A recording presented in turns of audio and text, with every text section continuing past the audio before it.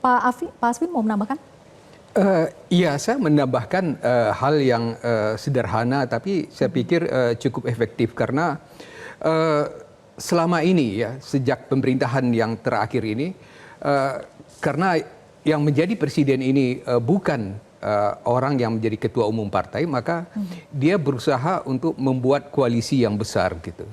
Nah, sekarang seandainya koalisi yang besar itu juga akan dilanjutkan, menurut hemat saya harus dipastikan bahwa orang-orang yang duduk di kabinet ini, misalnya ketua umum partai, ketika dia masuk ke kabinet, dia tidak lagi menjadi ketua umum, dia harus melepaskan jabatannya gitu.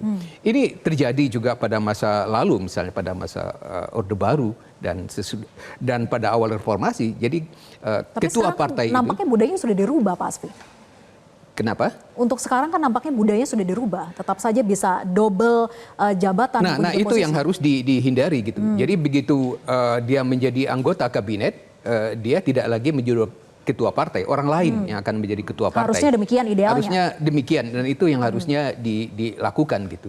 Dan selain dari itu, menyinggung kecurangan ataupun kekurangan pada pemilu yang lalu, seharusnya ada undang-undang kepresidenan yang antara lain juga mengatur bahwa jika anak atau istri presiden itu akan mencalonkan diri, harus ada jedah waktu 5 tahun gitu.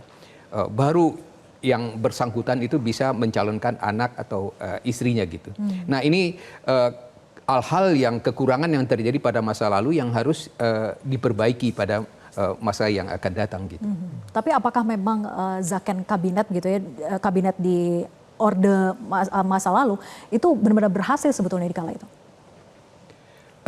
Berhasil dalam pengertian ya, dalam bahwa mereka bisa menggolkan undang-undang dengan sangat cepat gitu, undang-undang Omnibus Law misalnya gitu. Dan ini karena dukungan di parlemen itu demikian besar karena partainya itu sudah masuk di dalam koalisi gitu. Nah sekarang bagaimana upaya kita supaya tadi seperti diusulkan ada checks and balance antara legislatif dengan eksekutif gitu. Nah ini yang perlu diupayakan gitu. Jadi misalnya ketua umum partai menjadi anggota kabinet, dia tidak lagi menjadi ketua umum.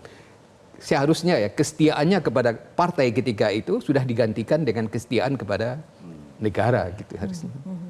Jelajahi cara baru mendapatkan informasi. Download Metro TV Extend sekarang.